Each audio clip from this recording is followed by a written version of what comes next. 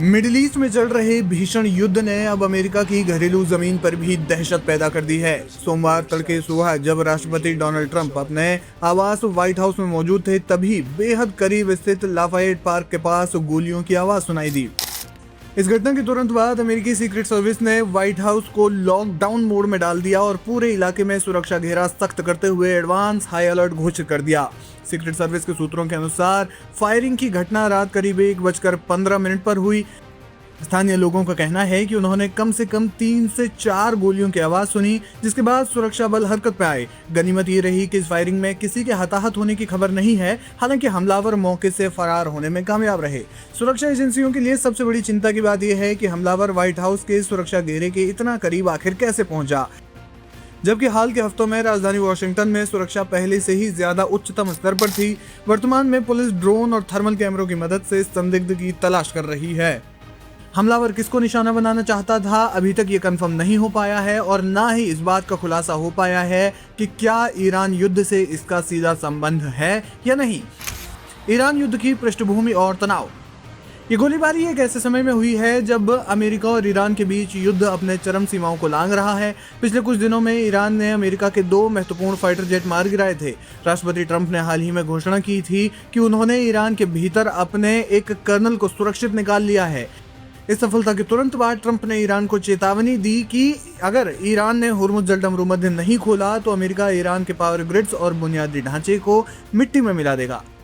जानकारों का मानना है कि व्हाइट हाउस के पास हुई यह फायरिंग राष्ट्रपति को डराने या सरकार के युद्ध संबंधी फैसलों के खिलाफ एक विरोध प्रदर्शन भी हो सकती है। घरेलू अशांति और सीक्रेट सर्विस की चुनौती।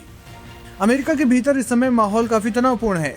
नवंबर 2025 में हुए अफगान नागरिक द्वारा हमले और अब व्हाइट हाउस के पास गोलीबारी ने ये सवाल खड़ा कर दिया है कि क्या अमेरिका होम फ्रंट पर सुरक्षित है। सुरक्षा विश्लेषकों का तर्क है कि ईरान के साथ युद्ध के कारण अमेरिका की खुफिया एजेंसियां बाहरी खतरों पर अधिक ध्यान केंद्रित कर रही हैं, जिसका फायदा उठाकर घरेलू कट्टरपंथी या बाहरी तत्व राजधानी के भीतर घुसपैठ कर रहे हैं। सीक्रेट सर्विस ने फिलहाल व्हाइट हाउस के आसपास के सभी सार्वजनिक पार्कों को अनिश्चितकाल के लिए बंद कर दिया है।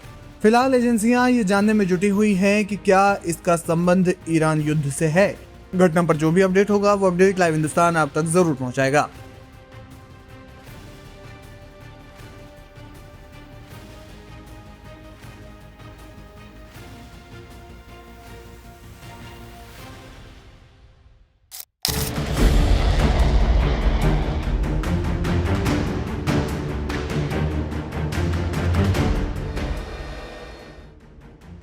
मध्यपूर्व में जारी तनाव के बीच एक ऐसी घटना घटी है जिसने वैश्विक राजनीति में हड़कंप मचा दिया। ईरान की सीमा के भीतर अमेरिका का एक अत्याधुनिक F-15E स्ट्राइक ईगल लड़ाकू विमान मार गिराया गया। इस विमान के गिरने और उसके बाद अमेरिकी पायलट को बचाने के लिए चले 48 घंटे के हाई वोल्टेज रेस्क्यू ऑपरेशन ने जंग की दिशा बदल दी है। हालांकि पायलट को सुरक्षित निकाल लिया गया है, लेकिन इस पूरी कवायद ने अमेरिका और इजराइल की सैन्य अजेयता पर भी गंभीर सवाल खड़े कर दिए हैं। विमान गिरने की खबर मिलते ही पेंटागन में हलचल मच गई। अमेरिकी स्पेशल फोर्सेज और कॉम्बैट सर्च एंड रेस्क्यू टीमों ने एक बेहद जटिल और जोखिम भरा अभियान चलाया। सूत्रों के मुताबिक यह ऑपरेशन इसलिए लंबा खिंचा क्योंकि ईरान की इलेक्ट्रॉनिक सर्विलांस टीमें सक्रिय थी। अमेरिका ने अपने पायलट को बचाने के लिए पूरी ताकत झोंक दी, लेकिन इस प्रक्रिया में जो सच उभर कर सामने आया वो वॉशिंगटन के लिए चिंताजनक है। विशेषज्ञों का मानना है कि इस घटना ने अमेरिका के लिए 4 बड़े रणनीतिक संदेश छोड़े हैं जो भविष्य की जंग की रूपरेखा तय करेंगे। ग्राउंड ऑपरेशन अब डेथ ट्रैप के समान। अमेरिका लंबे समय से ईरान के खिलाफ सीमित जमीनी कार्रवाई पर विचार कर रहा है, लेकिन इस घटना ने साफ कर दिया है कि ईरान की कठिन भौगोलिक स्थिति और उसके स्थानीय नेटवर्क के बीच कोई भी जमीनी मिशन आत्मघाती हो सकता है। अगर एक पायलट को निकालने में दुनिया की सबसे बड़ी सैन्य शक्ति को 48 घंटे लग गए और इतनी मशक्कत करनी पड़ी, तो एक बड़े पैमाने पर जमीनी युद्ध अमेरिका के लिए दूसरे वियतनाम जैसा साबित हो सकता है। अमेरिका की एयर सुपीरियरिटी का भ्रम टूटा। दशकों से ये माना जाता रहा है कि मध्य पूर्व के आसमान पर अमेरिका और इजराइल का एक छत्र राज है, लेकिन F-15E जैसे उन्नत विमान का गिरना यह दर्शाता है कि एयर सुपीरियरिटी अब अटूट नहीं रही। इससे पहले ईरान ने अमेरिका के सबसे अत्याधुनिक लड़ाकू विमान F-35 को भी हिट किया था। ईरान ने अपने स्वदेशी एयर डिफेंस सिस्टम और रूस निर्मित तकनीकों के दम पर ऐसी रेड लाइन खींच दी है जिसे पार करना अब अमेरिकी जेट्स के लिए सुरक्षित नहीं रहा। एक और जहां अमेरिका को इस युद्ध में लगातार आर्थिक नुकसान हो रहा है, तो वहीं करोड़ों डॉलर की कीमत वाले अत्याधुनिक विमान का इस तरह से खोना एक बड़ा झटका है। ये न केवल वित्तीय नुकसान बल्कि तकनीकी नुकसान भी है। इंटेलिजेंस और इलेक्ट्रॉनिक वॉरफेयर में ईरान की बढ़ती ताकत। अब तक माना जाता था कि अमेरिका का स्टेल्थ और इलेक्ट्रॉनिक काउंटर मेजर सिस्टम किसी भी रडार को चकमा दे सकता है, लेकिन F-15E का गिरना ये दर्शाता है कि ईरान ने अपनी सिग्नल इंटेलिजेंस को इतना मजबूत कर लिया है कि वो अमेरिकी विमानों को न केवल ट्रैक कर सकता है बल्कि उनके संचार को भी बाधित कर सकता है।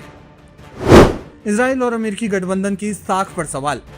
इस क्षेत्र में इजराइल और अमेरिका एक दूसरे के पूरक रहे हैं। इस घटना ने ईरान के हौसले और बुलंद कर दिए हैं। संदेश स्पष्ट है, अब इजराइल की हवाई सुरक्षा की छतरी और अमेरिका का सैन्य दबदबा उस स्तर का नहीं रहा कि वे बिना किसी प्रतिरोध के हमला कर सकें। क्षेत्रीय शक्तियों को भी इससे ये संदेश मिला है कि अमेरिकी तकनीकी को मात दी जा सकती है। यह 48 घंटे का रेस्क्यू ऑपरेशन भले ही सफल रहा हो, लेकिन इसने अमेरिका के सुपर पावर होने के अहंकार को एक बड़ी चुनौती दी है। हवाई हमलों और सैन्य कार्रवाई के इस दौर में अब अमेरिका को यह समझ आ गया है कि मिडिल ईस्ट की ये जंग अब एक तरफा नहीं रहने वाली। आने वाले दिनों में राजनीतिक बयानबाजी और तेज होगी, लेकिन रणनीतिक रूप से अमेरिका अब बैकफुट पर नजर आ रहा है। समय खत्म हो चुका है। 48 घंटे बाद ईरान के लिए तबाही का मंजर शुरू हो जाएगा। ये कोई फिल्मी डायलॉग नहीं है, बल्कि अमेरिकी राष्ट्रपति डोनाल्ड ट्रंप की सीधी और बेहद तीखी धमकी है। ट्रंप ने न केवल गाली का इस्तेमाल किया, बल्कि ईरान को चेतावनी दी कि अगर स्ट्रेट ऑफ हॉर्मुज नहीं खुला तो पूरे ईरान को नरक बना दिया जाएगा। ट्रंप का गाली वाला अल्टीमेटम। रविवार को सोशल मीडिया पर ट्रंप का गुस्सा 7वें आसमान पर था। उन्होंने ईरानी नेतृत्व को अपशब्द बास्टर्ड कहते हुए लिखा, मूर्ख जाहिलों, हॉर्मुज स्ट्रेट को तुरंत खोल दो वरना तुम नरक की आग में झुलसोगे, बस देखते जाओ। ट्रंप ने साफ कर दिया है कि मंगलवार का दिन ईरान के लिए काल बनकर आएगा। ट्रंप ने अपनी पोस्ट पर लिखा, मंगलवार को ईरान में पावर प्लांट डे और ब्रिज डे एक साथ मनाया जाएगा, यानी अमेरिका एक ही झटके में ईरान के बिजली घरों और प्रमुख पुलों को खाक में मिला देगा। ट्रंप की ये धमकियां खाली नहीं है। अमेरिका ने गुरुवार को ही अपनी ताकत का ट्रेलर दिखा दिया था। अमेरिकी सेना ने तेहरान के कराज शहर से जोड़ने वाला B1 हाईवे ब्रिज को निशाना बनाया था।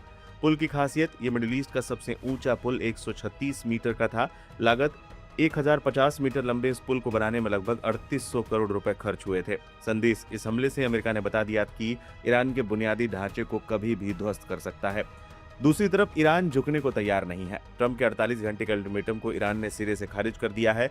ईरानी सेना ने आधिकारिक बयान जारी कर कहा है कि अमेरिका बेबस और घबराया हुआ है, इसलिए वो बौखलाहट में इस तरह की धमकियां दे रहा है। ईरान ने हॉर्मुज स्ट्रेट को बंद रखने और किसी भी हमले का मुंहतोड़ जवाब देने की कसम खाई है। अगर ईरान ने समझौता नहीं किया और ट्रंप ने हमला कर दिया तो इसका असर सिर्फ 2 देशों पर नहीं पड़ेगा। दुनिया का 20% कच्चा तेल इसी रास्ते से गुजरता है। अगर ये रास्ता बंद हो गया तो पूरी दुनिया में हाहाकार मच जाएगा और डीजल पेट्रोल की कीमतें कई गुना बढ़ जाएंगी। घड़ी की सुइयां टिक टिक कर रही हैं। मंगलवार का दिन करीब आ रहा है। क्या ट्रंप वास्तव में ईरान के पावर प्लांट्स को अंधेरे में डुबो देंगे या पर्दे के पीछे कोई समझौता होगा? पूरी दुनिया की नजरें अब उसी 48 घंटे के डेडलाइन पर टिकी है।